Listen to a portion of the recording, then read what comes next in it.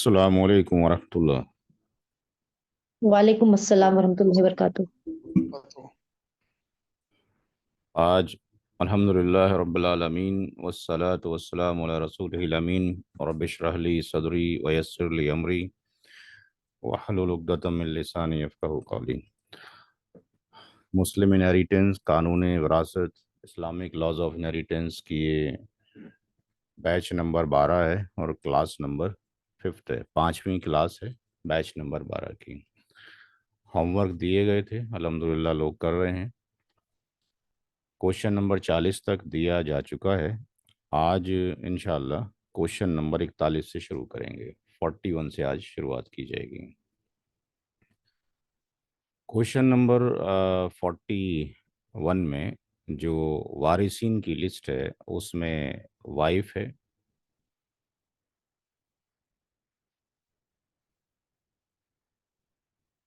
Daughter है,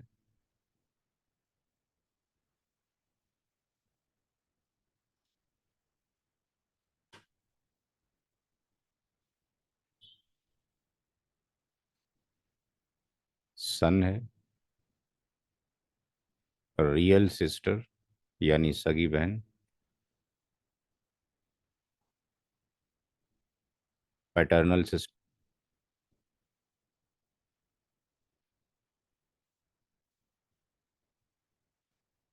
यानी सौतेली बहन,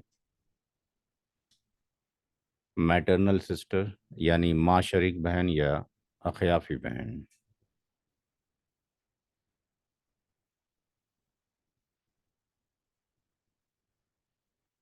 तो जैसा कि पहले बताया गया था कि सबसे पहले जो वारिसिन की लिस्ट है उसमें हम ये डिफाइन कर दें कौन कहाँ पे लाई करता है।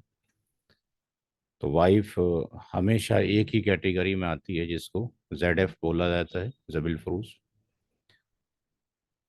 डॉटर अकेली है तो जेड एफ होगी, लेकिन डॉटर अगर अपने साथ में है, सन के साथ में है, डॉटर और सन एक साथ हैं, तो वो फिर जबिल फरूज नहीं होगा। ये दोनों मिलके क्या बनेंगे?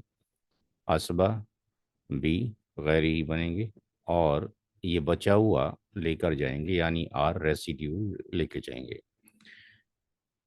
रियल सिस्टर जेड एफ है, अकेली है। पैटर्नल सिस्टर जेड एफ है, अकेली है। मैटरनल सिस्टर जेड एफ है, अकेली है। लेकिन यहाँ पर बेटे की मौजूदगी में इनका कोई भी हिस्सा नहीं है। नो शेयर ड्यू टू सन। बेटे की मौजूदगी में न सगी बहन को कुछ जाएगा, ना सौतेली बहन को कुछ जाएगा, और ना ही माँ शरीक बहन को कुछ जाएगा।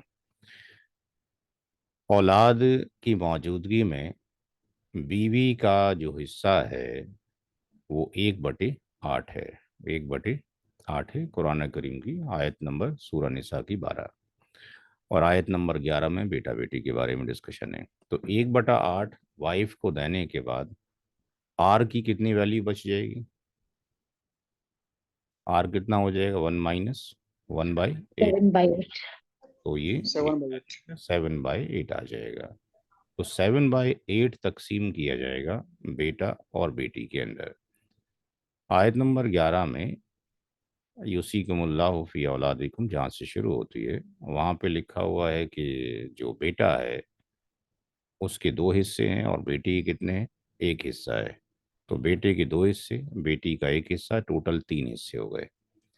इसका मतलब ये हो गया कि अगर हम बेटे का हिस्सा निकालेंगे, शेयर ऑफ सन निकालना चाहेंगे, तो हमारे पास जो आर बचा है, ये जो आर है, ये आर ये रहा, और इसकी मल्टीप्लाई कर दी जाती है रेशियो ऑफ सन यानी बेटे की निस्बत, रेशियो ऑफ सन बेटे की निस्बत, और नीचे उनका एडिशन कर दिया जाता है, एडिशन ऑफ रेशियो।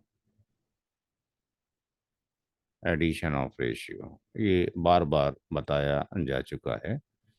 तो यहाँ पर ये 7/8, बेटे को दो हिस्से जाएंगे, और जो एडिशन ऑफ रेशियो है वो कितना हो जाएगा? 3 हो जाएगा। यानी ये वाला जो 3 है ये यहाँ पर आ गया। इस 2 से इसको आप काट दीजिए, 2 चौक 8 हो गया, ऊपर 7 आ जाएगा और नीचे 4 तिये 12 आ जाएगा। इसी तरीके से जब आप शेयर ऑफ डॉटर आप निकालेंगे, तो शेयर ऑफ डॉटर के अंदर ये आर रहेगा, और यहाँ पे निस्बत आ जाएगी रेशियो ऑफ डॉटर की, रेशियो ऑफ डॉटर की निस्बत आ जाएगी, और नीचे एडिशन ऑफ रेशियो हो जाएगा, एडिशन ऑफ रेशियो हो जाएगा, यानी उनकी निस्बतों का जोड़ हो जाएगा। तो 7/8 ये हो जाएगा। बेटी का जो निस्बत है वो 1 है और निस्बतों का जोड़ 3 है, इसलिए ये 7/24 हो जाएगा। तो सारे हिस्से हमें मालूम हो गए। यहाँ पर सबके अगर हम लिख लें, तो यहाँ पे ये वाइफ है, प्लस सन है, प्लस डॉटर है। वाइफ को जो जा रहा है 1/8 जा रहा है, सन को 7/12, डॉटर को 7/24, और इसका जो एलशियम आ जाएगा वो 24 आ जाएगा। 8 तिया 24, 12 दूनी 24, और 2 आ गया, 7 दूनी 14, और ये 7 आ जाएगा। तो 7 3 10 और 14, 24/24 हो जाएगा। तो इस सवाल में वाइफ को जो मिल रहा है वो 3 हिस्से मिल रहे हैं, सन को 14 हिस्से मिल रहे हैं, और जो डॉटर है उसको 7 हिस्से मिल रहे हैं। इन सवालों को धीरे धीरे परसेंटेज में भी कैलकुलेट किया जा सकता है। तो यहाँ पर अगर हम कैलकुलेटर को ले आते हैं, इधर आपने कैलकुलेटर ले लिया, यहाँ पे जो 1/8 है, 1/8 है, तो 1/8 जो हो गया, इसकी मल्टीप्लाई आप अब इससे 100 से कर दीजिए। तो इसका मतलब जो वाइफ है, वाइफ का परसेंटेज में अगर हम हिस्सा देखते हैं, तो इसको जो 3 हिस्से जा रहे हैं वो 12.5% जा रहा है, और जो सन का जा रहा है वो 7/12 जा रहा है। तो यहाँ पे 7/12 कर दिया, और इसकी मल्टीप्लाई फिर हमने 100 से कर दी। तो बेटे को 58.33% जा रहा है, और बेटी के लिए आपने 7/24 कर दिया, तो मल्टीप्लाइड बाय 100 कर दीजिए। तो ये 29 पॉइंट, इसको आपके पास 29.1, और 6 मल्टीपल टाइम्स है तो 17 लिखा जा सकता है। तो ये परसेंटेज में वैल्यूज आ रही हैं। तो ये क्वेश्चन नंबर 41 था, आई थिंक समझ आ गया होगा। 41 में किसी को कोई दिक्कत तो नहीं समझने में? आगे चलते हैं, 42 की तरफ चलते हैं। तो 41 का सॉल्यूशन लिख दिया गया। अब क्वेश्चन नंबर 42 पर आते हैं। क्वेश्चन नंबर 42 की तरफ चलते हैं। क्वेश्चन नंबर 42 में मदर है, और मदर के बाद 2 मैटरनल सिस्टर्स हैं।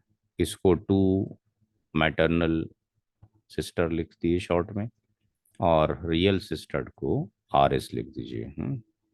तो रियल सिस्टर RS हो गई, और मैटरनल सिस्टर जो हो गई वो MS हो गई, और इसमें और कोई नहीं है।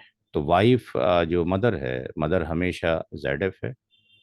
मैटरनल सिस्टर हमेशा ZF ही होती हैं, इनकी कोई कैटेगरी दूसरी नहीं होती। जबकि जो रियल सिस्टर हैं वो असबा बिगारी कैटेगरी में भी आ जाती हैं, और असबा मागारी में भी आ जाती हैं। यहाँ पे रियल सिस्टर ZF है। तो यहाँ पे तीनों के तीनों आपके पास ZF हैं। माँ का हिस्सा औलाद की गैर मौजूदगी में 1/3 होता है, लेकिन इस सवाल में माँ का हिस्सा 1/3 होगा या 1/6 होगा, कोई बताएगा भाई? 1/6। रीजन? क्योंकि बहनें ज्यादा हैं, 2 से ज्यादा बहनें हैं। Very good. तो माँ का हिस्सा 1/3 नहीं होगा, ये मूव कर जाएगा 1/6 पर। किस वजह से? Due to maternal sister and real sister. तो अगर जब कभी भी 2 या 2 से ज़्यादा भाई बहन मौजूद हों किसी भी तरह की, तो माँ का हिस्सा फिर 1/6 हो जाता है, और ये कुरान करीम की 411 में लिखा हुआ है।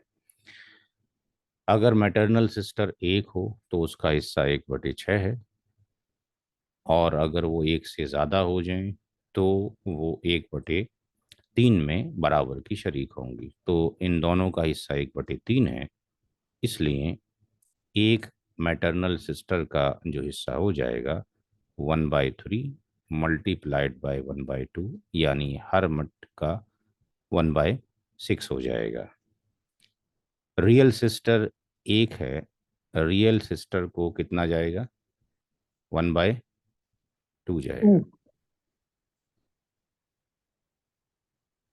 इन सब को यहाँ पे लिख लीजिए। Mother, maternal sister plus maternal sister plus real sister. माँ का जो हिस्सा है 1/6 है, मैटरनल सिस्टर का हर एक का हिस्सा 1/6 है, इसका भी 1/6 है, और रियल सिस्टर एक है, उसका हिस्सा 1/2 है। इसका एल्शियम कितना आ जाएगा? 6 आ जाएगा। ये 1 आ जाएगा, ये 1 आ जाएगा, ये 1 आ जाएगा, और यहाँ पर कितना आ जाएगा? 3 आ जाएगा। तो ये कितना हो गया? 6/6 हो गया। तो इस केस में माँ को एक हिस्सा चला गया, मैटरनल सिस्टर को भी एक हिस्सा चला गया, दूसरी मैटरनल सिस्टर को भी एक चला गया, और रियल सिस्टर को कितने हिस्से चले गए? 3 हिस्से चले गए। और अगर इसको आप परसेंटेज में देखते हैं तो परसेंटेज में 1/6 का मतलब हो गया कि जिन जिन को 1/6 जा रहा है उनको 16.67%,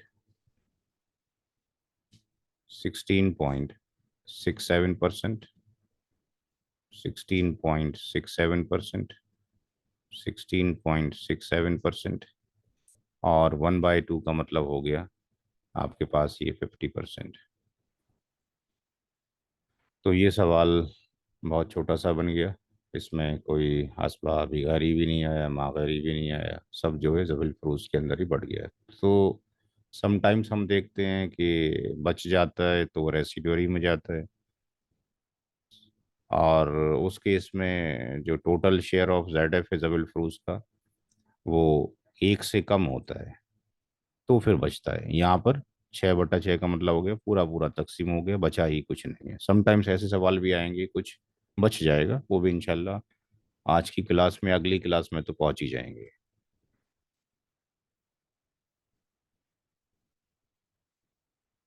आगे क्वेश्चन में चलते हैं।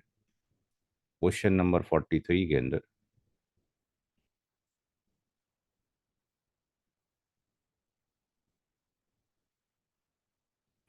43 का जो क्वेश्चन है,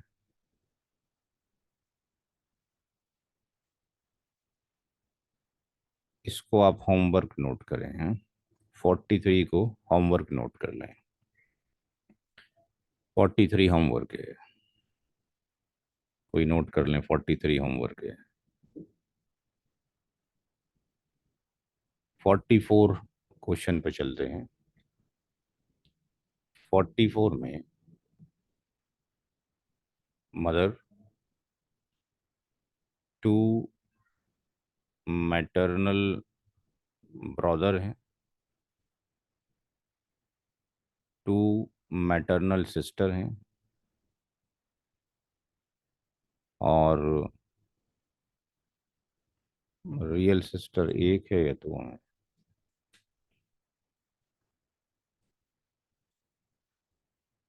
एक ही रियल सिस्टर है। वो एस एक्स्ट्रा लग गया है। रियल सिस्टर एक ही है।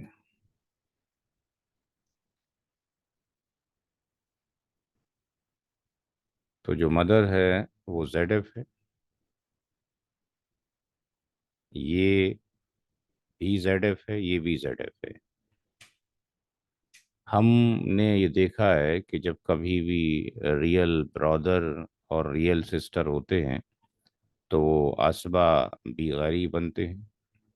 Paternal brother and paternal sister होते हैं तो असबा भी गरीब बनते हैं जब ये एक दूसरे के साथ में होते हैं। और इसी तरीके से सन एंड डॉटर हों या grand son and grand daughter हों तो भी असबाब भी गरीब बनते हैं। लेकिन जो माँ शरीक बहन भाई हैं उनकी कैटेगरी ज़बल फरोज़ ही है।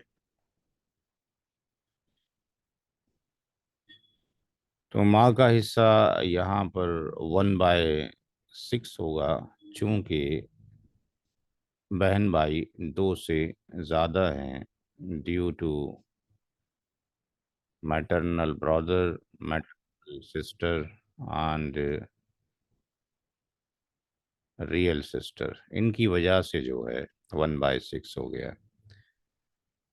जब कभी भी मैटरनल ब्रदर और मैटरनल सिस्टर एक साथ इकट्ठे हो जाएंगे, अगर मैटरनल ब्रदर एक है तो इसका हिस्सा 1/6 है। अगर मैटरनल जो सिस्टर है एक है तो उसका हिस्सा 1/6 है। लेकिन जब कभी भी दो मैटरनल ब्रदर हो जाएं या दो मैटरनल सिस्टर हो जाएं या ऐसा हो जाए मैटरनल ब्रदर और सिस्टर जुड़ जाएं तो वो 1/3 में बराबर के शरीक होंगे। तो यहाँ पे दो मैटरनल ब्रदर हैं और दो मैटरनल सिस्टर हैं। इसका मतलब ये हो गया कि ईच का जो हिस्सा हो जाएगा वो 1/3 को चार भागों में बराबर बराबर तकसीम कर दिया जाएगा, तो हर एक का 1/12 हो जाएगा। रियल सिस्टर अकेली है, उसका 1/2 हो जाएगा। तो यहाँ पर जो मदर है प्लस मैटरनल ब्रदर है प्लस मैटरनल ब्रदर है plus maternal sister plus maternal sister plus real sister. तो मैटरनल जो ब्रदर है, मैटर माँ का हिस्सा 1/6 है, मैटरनल ब्रदर का हर एक का 1/12 1/12। इसी तरीके से मैटरनल सिस्टर का भी 1/12 1/12 है और रियल सिस्टर 1/2 है। इसका एल्शियम कितना आ जाएगा? 12 आ जाएगा। ये 2 हो जाएगा, ये 1 हो जाएगा, ये 1 हो जाएगा, ये 1 हो जाएगा और ये 1 हो जाएगा। और यहाँ पर कितना हो जाएगा? 6 हो जाएगा। तो 2 3 4 5 6 और 6 12, 12/12। तो ये सारे ज़बुल फ्रूज थे, इसमें कोई असबात नहीं था। तो यहाँ पर पूरा पूरा तकसीम हो गया। तो यहाँ पे मदर को जो चले गए वो कितने हिस्से चले गए? दो हिस्से चले गए। हर एक मैटरनल ब्रदर को एक एक, हर एक मैटरनल सिस्टर को एक एक हिस्सा और रियल सिस्टर को 6 हिस्से चले गए। परसेंटेज कैसे निकालेंगे वो पीछे बता दिया गया है, वही तरीका रहेगा। अगले क्वेश्चन पे चलते हैं।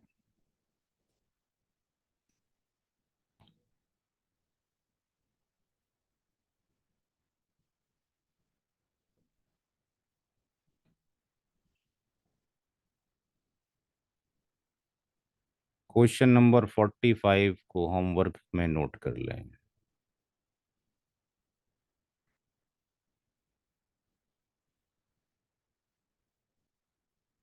क्वेश्चन नंबर 46 भी होमवर्क के अंदर नोट कर लें।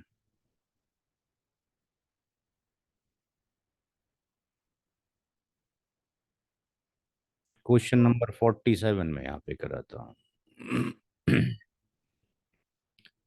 Question number 47। Wife, mother,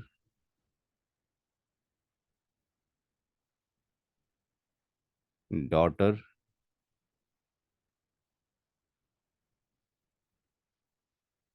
grand daughter, grand daughter को जीडी लिख लीजिए, रियल सिस्टर को आरएस लिख लीजिए, पैटर्नल सिस्टर को पीएस लिख लीजिए और पैटर्नल ब्रदर को पी बी लिख लीजिए, पैटर्नल ब्रदर।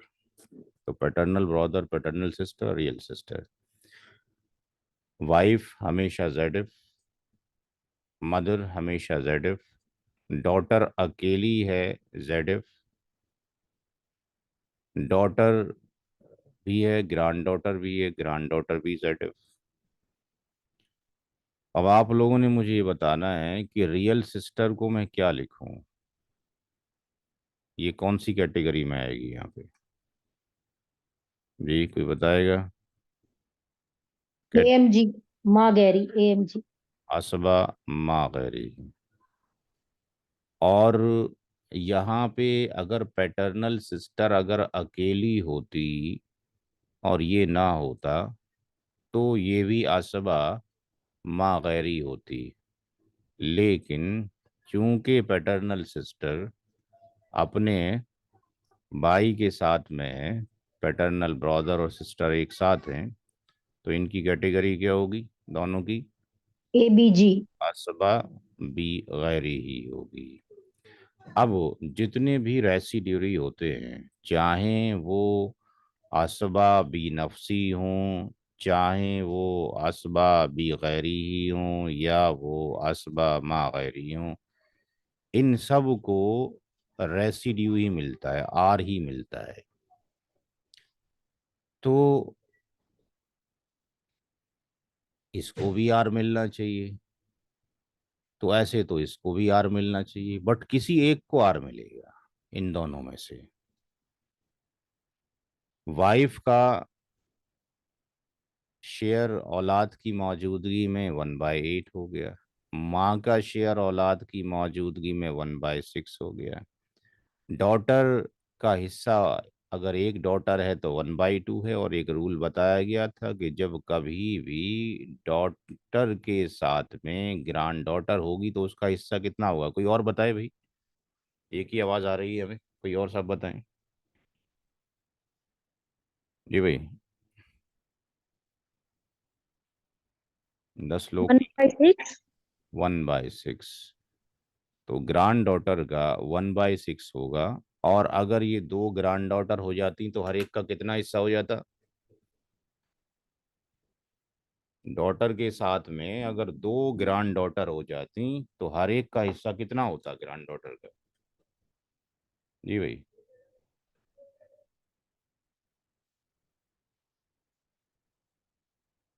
मैंने यहाँ ये कहा कि अगर ऐसा होता कि दो ग्रैंड डॉटर हो जाती तो हर एक का कितना हिस्सा होता, कोई बताएगा? एनीबडी?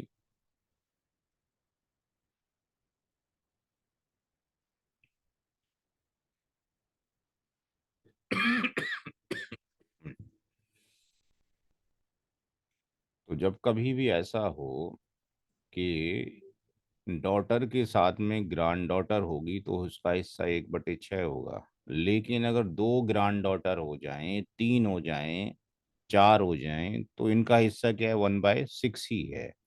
तो जब एक ग्रैंड डॉटर का निकालेंगे तो इसकी मल्टीप्लाई किससे कर देंगे? 3 से कर देंगे, 1/3 से, क्योंकि वो आपके पास जो है 1/6 ही सारी पोतियों में डिस्ट्रीब्यूट हो जाएगा। तो हमारे केस में चूंकि एक ही है, इसलिए उसका हिस्सा 1/6 रहेगा। अब क्वेश्चन ये पैदा होता है कि बचा अगर, तो वो किसको जाएगा? वो इसको जाएगा, असबा मा गैरी को, या असबा भी गैरी को?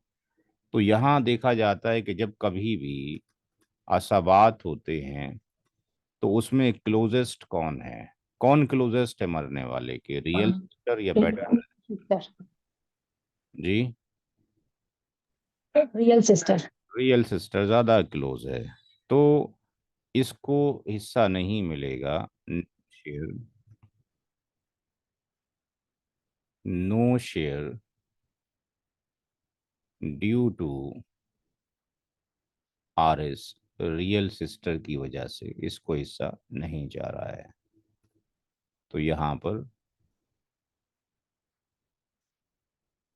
अगर हम इनको देखते हैं तो कितना आपके पास आता है वाइफ का और इनका? Wife plus mother plus daughter plus grand daughter.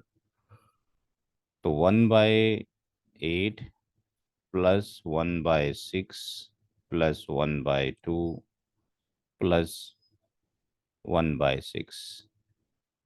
इसका अगर हम एलसीएम लेंगे तो 24 होगा, और ये 3 हो जाएगा, ये 4 हो जाएगा, ये 12 हो जाएगा, और ये 4 हो जाएगा।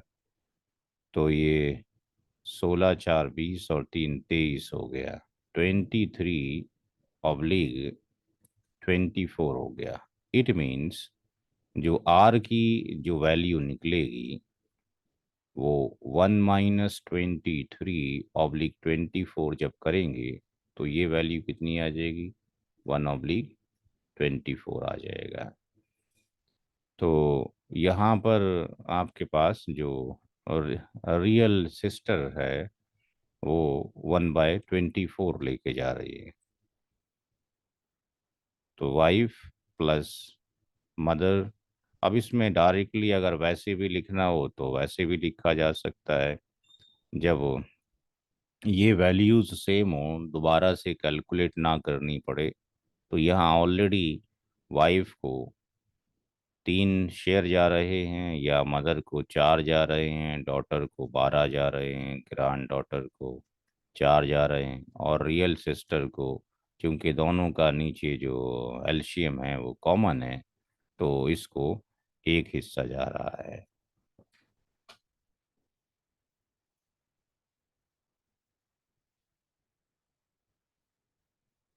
क्वेश्चन नंबर 48 की तरफ मूव करते हैं। मैटरनल। Question number 48। ये क्वेश्चन पहली बार आया है।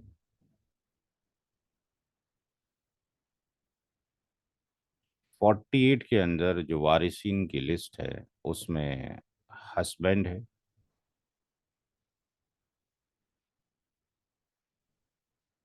Maternal grand mother, maternal grand mother MGM लिख दीजिए, पैटर्नल ग्रांड मदर यानी पीजीएम लिख दीजिए, पैटर्नल ग्रांड मदर, डॉटर और सिस्टर। हस्बैंड की कैटेगरी हमेशा ZF आती है, दूसरी कोई कैटेगरी नहीं होती। डॉटर हमेशा ZF होती है अगर अकेली हो, लेकिन अगर अपने भाई के साथ हो यानी बेटा बेटी हो तो असबाह भी गैरी की कैटेगरी में चली जाएगी। सिस्टर की कैटेगरी क्या लिखी जाए यहाँ पे? डॉटर के साथ में अगर सिस्टर है, चाहे वो रियल हो या पैटर्नल हो, AMG। तो इसमें मेंशन नहीं है, तो यहाँ पे हम इसको रियल लिख लें, क्योंकि कंफ्यूजन ही हो जाएगा कोई मैटरनल पे लिख बैठे कभी। रियल सिस्टर हाइट से ये RS है, रियल सिस्टर है अगर मेंशन नहीं है तो रियल जो सिस्टर है वो कैटेगरी में आएगी असबा माँ गैरी की कैटेगरी में, और इसको क्या जाएगा? आर जाएगा, रेसिड्यू जाएगा। दादी और नानी के हिस्से क्लियरली मौजूद नहीं हैं सूरह निसा की आयत नंबर 11 में और 12 के अंदर। ये आपको यहाँ पे चले जाइए हदीस के अंदर, और इंग्लिश में चले जाइए, उर्दू में चले जाइए, तो यहाँ पे दादी और नानी को कितना हिस्सा मिलेगा।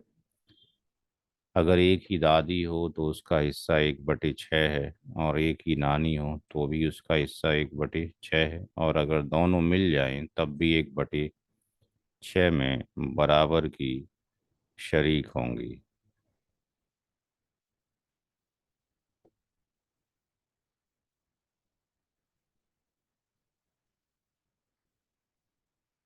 तो इसको आप यहाँ से ले सकते हैं, तिरमिज़ी शरीफ में भी है और यहाँ पे इब्न माजा के अंदर भी मौजूद है, और भी बहुत सी हदीस मुबारक में मिल जाएगा।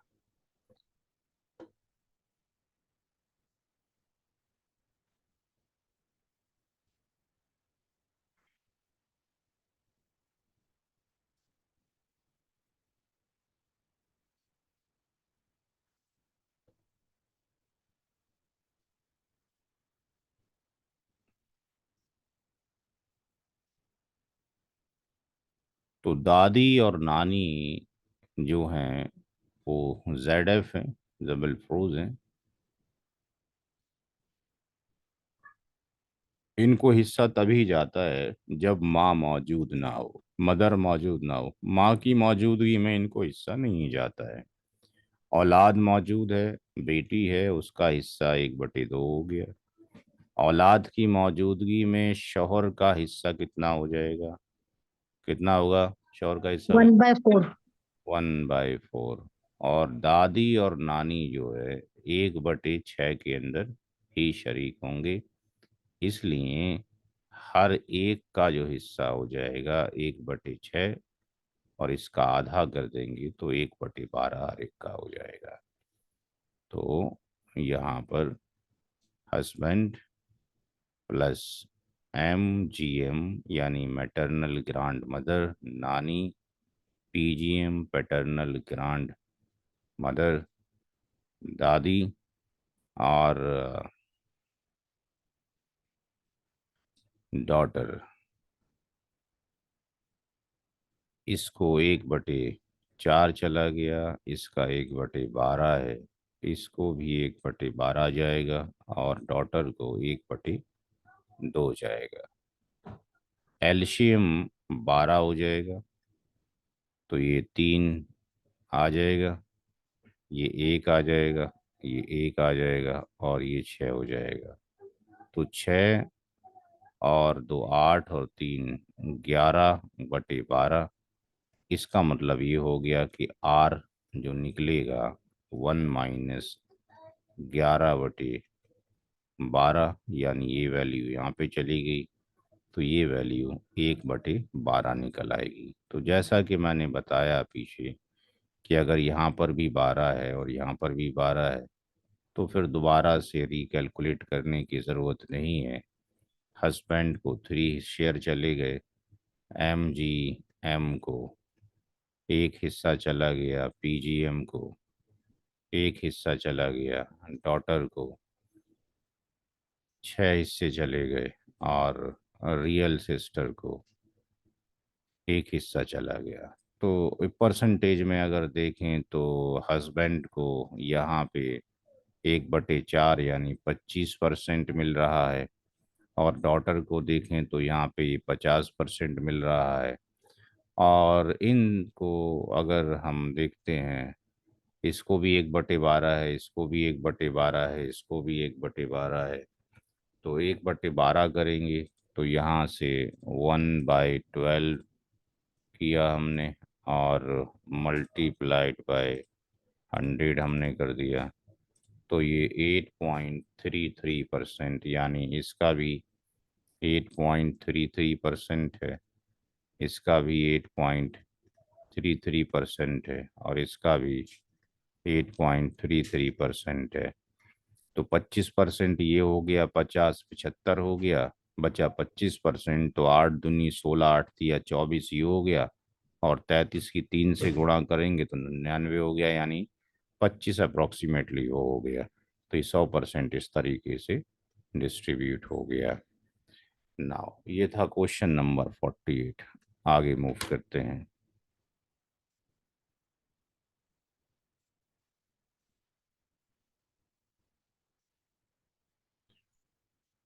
क्वेश्चन नंबर 48 हमने कर लिया।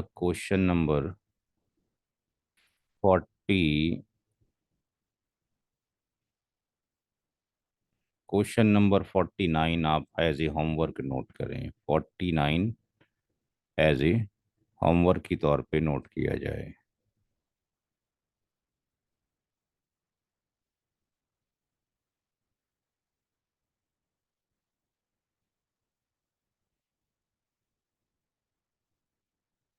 क्वेश्चन नंबर 50 हम यहाँ पे कराते हैं।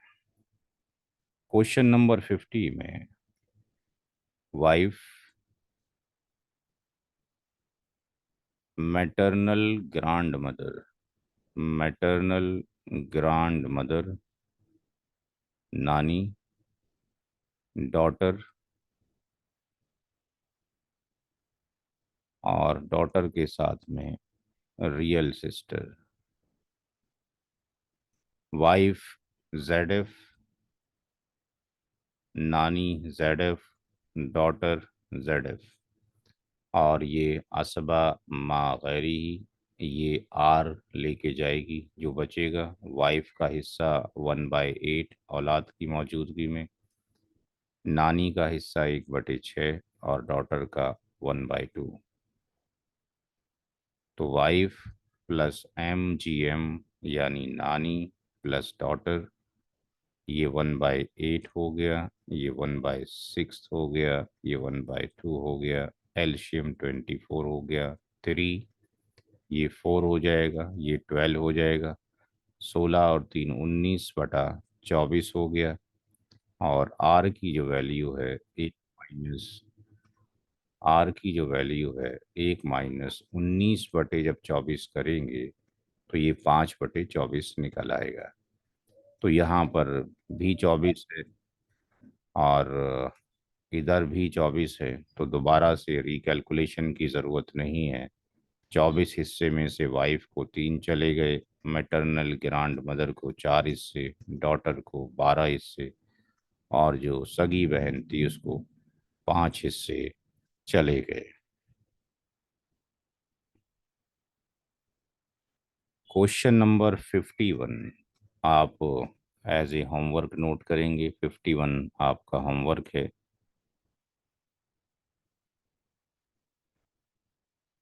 51 आपका होमवर्क है। पीछे मैंने बताया था कि माँ की मौजूदगी में अगर मदर मौजूद हो तो ना तो MGM को जाएगा और ना ही PGM को जाएगा। ये क्वेश्चन नंबर 51 में इसका आपको यूज करना होगा।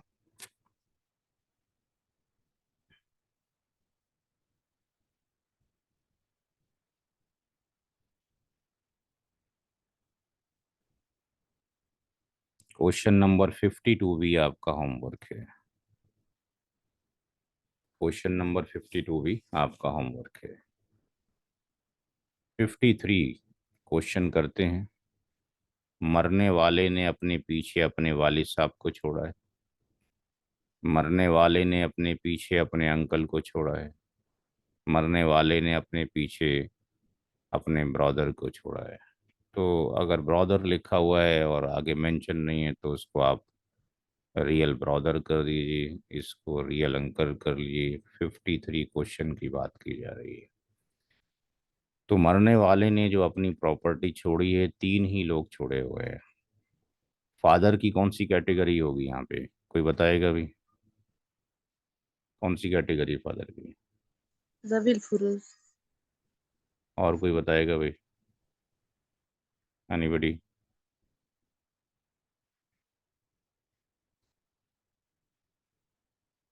जी भाई, बोलते रहा करें कुछ, तभी सीखेंगे। किताब पढ़ कर आया करें, 9 पन्नों की किताब है केवल। जब औलाद होती है, जब किड मौजूद हो तो फादर ZF बनता है।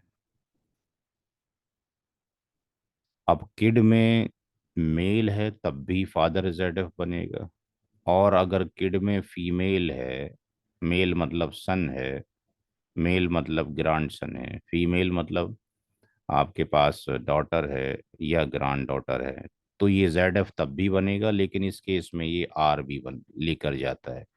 यानी इस केस में इसकी 2 कैटेगरी होती हैं।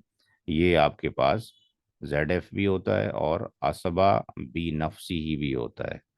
लेकिन जब नो किड्स, कोई औलाद ना हो, तो फादर क्या बनता है?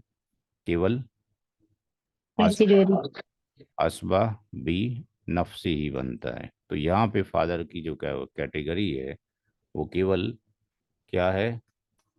ए बी एन है, असबा बी नफसी ही है। किताब जो दे रखी है और एक के पास से देखा करें, असबा बी नफसी है। रियल अंकल भी क्या है, असबा बी नफसी ही है। रियल ब्रदर क्या है, ये भी असबा बी नफसी ही है। अब यहाँ पर हमने चार कैटेगरी बनाई थी, चार कैटेगरी आपको बताई थी।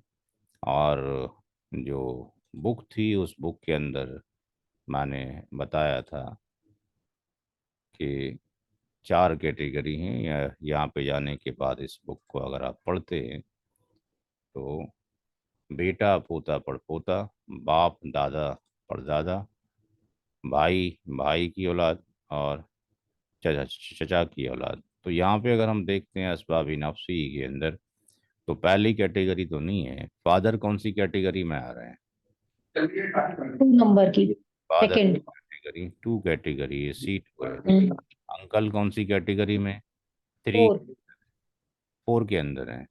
ब्रदर कौन सी कैटेगरी में? सी टू 3। कैटेगरी 3। थ्री के अंदर है। तो क्लोजेस्ट कैटेगरी कौन सी है? सी टू वाली है।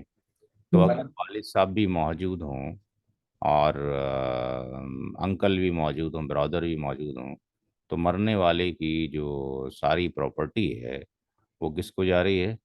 वो केवल फादर को चली, फादर को जाएगी। और किसी को ओके। नहीं जाएगी। तो इस केस में फादर जो है सारा शेयर लेके चला जाएगा जो भी बचा होगा। तो छोटा सा सवाल था, तो इसमें सारी property will go to the father. तो ये पूरी स्टेट का जो मालिक होगा, तो टोटल जो तरका है, टोटल जो इनहेरिटेंस है, वो बिलोंग्स टू किससे हो जाएगी? फादर से हो जाएगी, और किसी के पास नहीं जाएगी। नाउ क्वेश्चन नंबर ये 53 हो। अनवर साहब, अनवर साहब एक सवाल था यहाँ पे। जी फरमाएं। अगर कैटेगरी फादर की, अंकल की और रियल ब्रदर की असबाब नफसी है, हम्म। तो शेयर इस तरह से क्यों है? मतलब इसके पीछे का क्या मतलब? Closest, nearest to the deceased person. अगर तीनों असबाब नफसी हो तो सबसे क्लोज जो हो सिर्फ इसको जाएगा, यानी कि फादर हो सकते हैं। और दूसरा ऑप्शन क्या हो सकता है इसमें, मान लीजिए? भाई हमारे पास जो केवल असबाबी नफसी की अगर हम बात करें, तो असबाबी जी नफसी के अंदर चार कैटेगरी थी, C1 C2 C3 जी और C4। जी जितनी भी आगे बढ़ा लें यहाँ तक खैर जाके खत्म हो ही जाता है। जी तो इसमें सन है और जी ग्रांड सन है। अगर सन और ग्रांड सन मौजूद है तो जी रेसिड्यू वालिद साहब लेके नहीं जाएंगे। जी। फादर उस केस में केवल 1/6 ही लेकर जाएगा, उसको ओके। आर नहीं मिलेगा। अगर ठीक है। असबाबी नफसी के अंदर, असबाबी नफ सेल्फ रेसिडुअरी में अगर बेटा या ये मौजूद है, अगर ये नहीं है, तो जी रेसिडुअरी के केस में आपके पास जो वालिद साहब हैं, जो फादर हैं, अगर फादर नहीं हो तो ग्रांड फादर, ग्रांड फादर नहीं हो तो ग्रेट ग्रांड फादर ले जाएंगे। तो अगर ये कैटेगरी भी नहीं है, ये कैटेगरी भी नहीं है, तो हम्म इसके अंदर आपके पास रियल ब्रदर हो गए। इसके अंदर हम्म रियल ब्रदर नहीं है तो पैटर्नल ब्रदर हो गए। हम्म इसके बाद इसी कैटेगरी के अंदर आपके पास फिर रियल ब्रदर की सन हो गया। हम्म अगर रियल ब्रदर के सन ग्रांड सन, ग्रेट ग्रांड सन ना हो, तो फिर पैटर्नल ब्रदर के सन, ग्रांड सन, ग्रेट ग्रांड सन देख, यानी इसके जो भी सन्स आगे जाएंगे तो पहले ये देखेंगे इसके नंबर के ऊपर, फिर ये देखेंगे, ये नहीं है ये देखेंगे, ये नहीं है ये देखेंगे, इनमें से भी कोई नहीं है, तो आपके पास फिर ये रियल अंकल आ गए आपके पास। फिर आपके हम्म पास पैटर्नल अंकल आ गए, फिर रियल अंकल का सन आ गया, फिर पैटर्नल अंकल का सन आ गया। तो यहाँ तक जाके डिस्ट्रीब्यूट हो ही जाता है, बाकी लोग मर चुके होते हैं। अदरवाइज फिर वालिद साहब के सगे चचा की तरफ जाएंगे तो वो रियर चांस जाके बनता है, पहुंच पाता है। ठीक है, समझ गया मैं। आई थिंक ठीक है, यहाँ से रेफर करना ठीक है। ठीक है, हो जाएगा इंशाल्लाह, धीरे धीरे सब याद हो जाएगा। तो ये हमने 53 देख लिया। 54 में maternal grand mother, daughter paternal grand mother, ये आप 53 54। यहाँ पे एक नया रूल है, ये मैं करा देता हूँ। 54 की तरफ चलते हैं। 54 में फादर मौजूद हैं। 54 में मैटरनल ग्रैंड मदर यानी नानी मौजूद है। मैटरनल ग्रैंड मदर डॉटर मौजूद है। और paternal grand mother, paternal grand mother.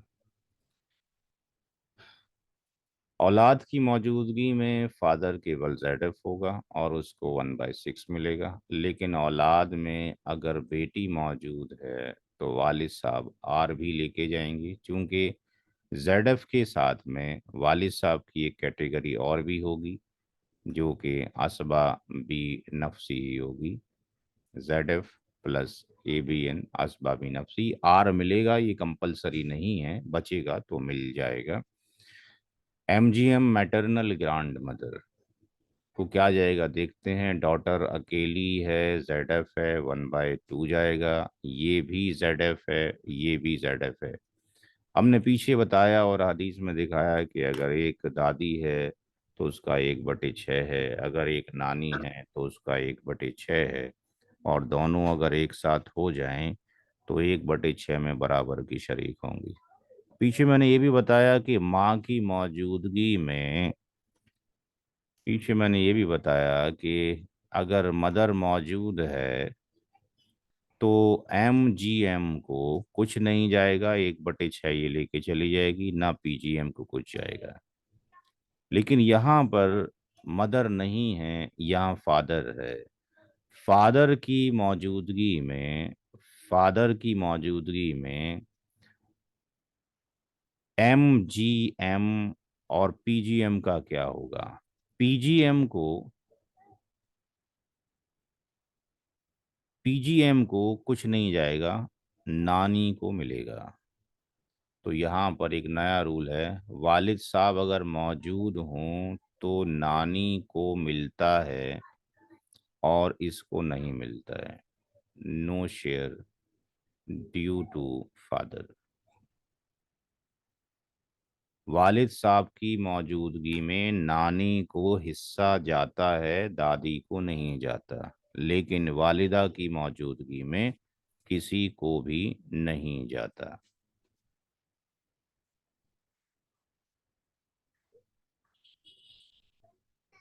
Father plus MGM plus D।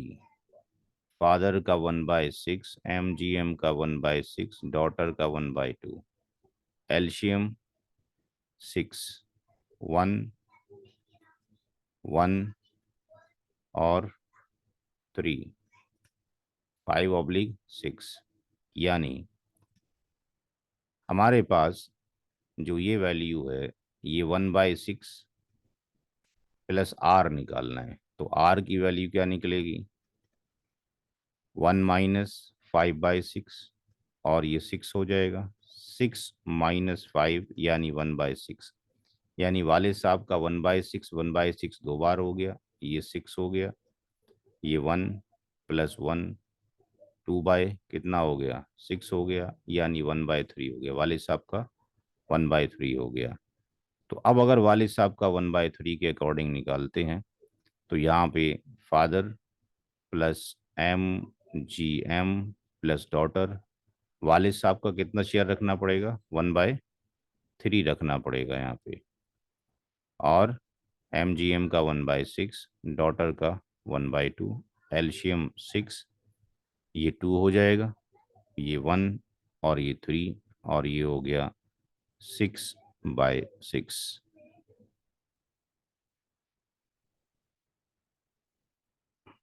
Question number 55 पे चलते हैं।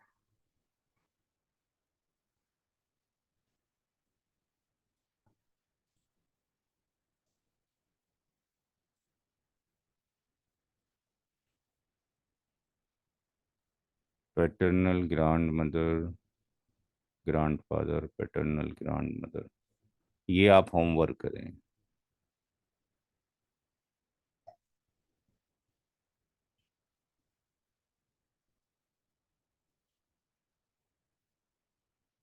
56 मैं कराता हूँ। 56 56 में paternal grand father, paternal grand father, paternal grand father, paternal grand mother, PGM, maternal great grand mother, maternal great grand mother, और two daughters, two daughters.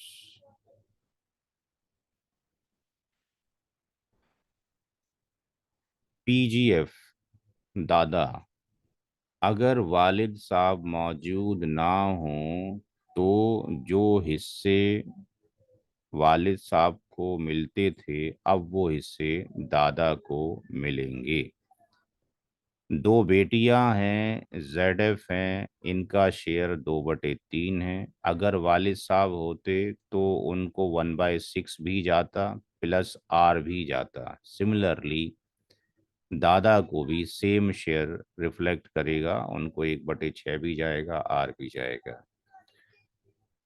माँ अगर होती तो माँ को 1/6 जाता, माँ की गैर मौजूदगी में दादी को 1/6 जाएगा। मैटरनल ग्रेट ग्रांड मदर यानी ये पर नानी है, ये पर नानी है। तो नानी अगर होती तो 1/6 में दोनों बराबर के शरीक हो जाते, लेकिन यहाँ पे नानी नहीं है, एक पीढ़ी दूर की है। हैं जी, तो ये करीब है, PGM ये वाली करीब है, और ये मैटरनल ग्रेट ग्रांड मदर ये दूर की है, एक अगली वाली पीढ़ी की है। तो इसको नो शेयर है ड्यू टू PGM। जैसे माँ क्लोज है और जबल फरूज में, और जो नानी है वो उसके बैक एंड में, तो उसको हम फिर कैंसिल कर देते हैं। ऐसे ही ड्यू टू दैट आपके पास प्रोसेस PGM के साथ में मैटरनल ग्रेट ग्रांड मदर पर नानी को यहाँ से नहीं मिलेगा due to the paternal grand mother की वजह से। तो यहाँ पर PGF plus paternal grand mother और हर एक डॉटर का जो हिस्सा हो जाएगा 1/3 हो जाएगा। ये 1/6, 1/6, 1/3, 1/3, एल्शियम 6, ये 1, ये 1, 3 दूनी 6 और 3 दूनी 6, 2 4, और ये 5 और एक ये 6, 6/6 हो गया। तो इस केस में देख रहे हैं कि फादर जो है, ग्रैंड फादर असबा भी नफसी ही भी है और ZF भी है, बट वो असबा भी नफसी ही तो बन रहा है, बट उसको R क्या मिल रहा है, 0। There is no residue left. तो समटाइम्स हम देखेंगे कि वो कैटेगरी के लिए एलिजिबल तो है लेकिन पैसा बच नहीं रहा है R की रेस्पेक्ट में, तो R वाली वैल्यू उसको नहीं जाएगी। 57 आप एज ए होमवर्क रखेंगे। आज की क्लास यहीं पे टर्मिनेट करेंगे। 57 आपके पास होमवर्क हैं, जितने होमवर्क हैं वो नईम साहब आपको भेज देंगे व्हाट्सएप पे।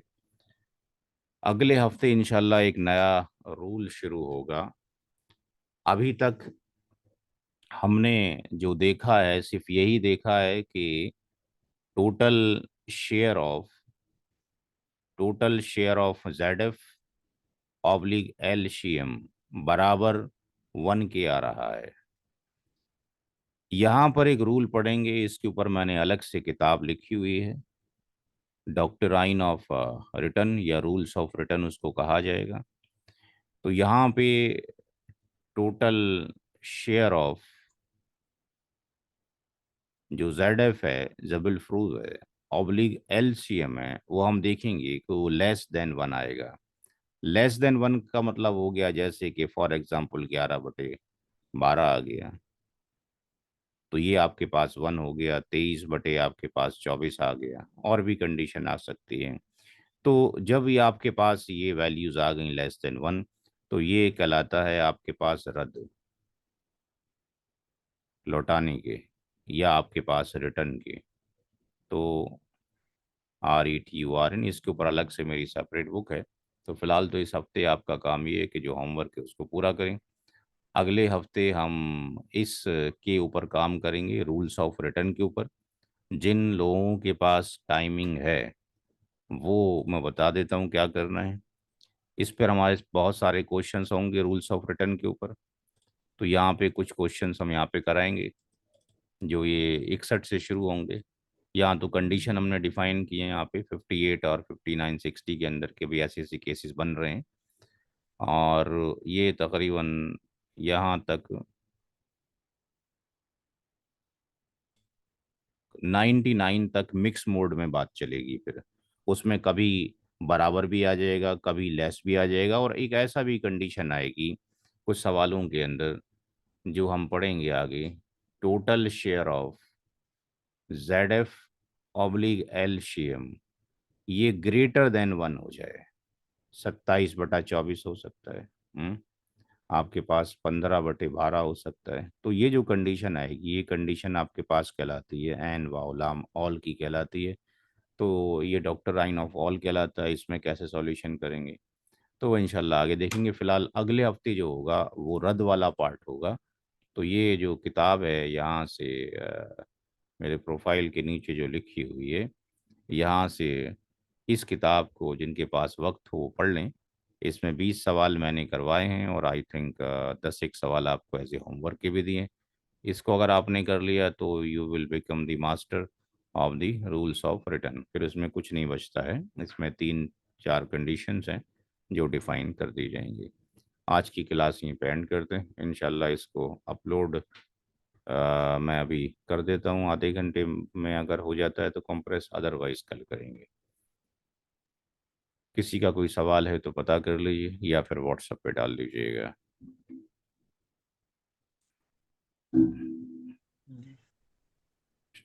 अस्सलाम वालेकुम वरहमतुल्लाह।